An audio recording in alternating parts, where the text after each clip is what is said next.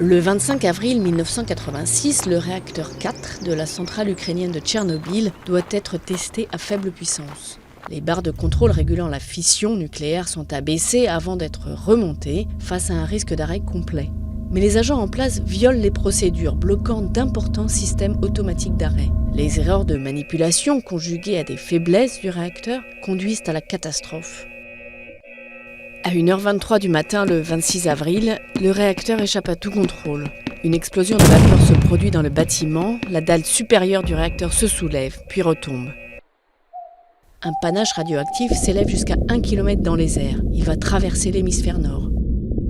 Officiellement, plus de 8 millions de personnes ont été exposées aux émissions radioactives en Ukraine, Russie et Bélarus seuls. Les sols sont contaminés sur 155 000 km². Jusqu'au bout, Moscou tente de cacher ou minimiser l'accident. L'ampleur de la catastrophe n'est révélée au reste du monde que quand le nuage radioactif est détecté en Europe du Nord, quelques jours plus tard.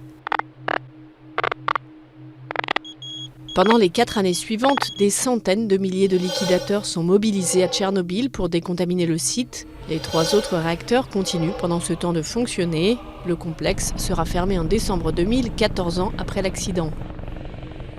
Le bilan de la catastrophe est toujours controversé, de 4 000 à 100 000 morts selon les sources.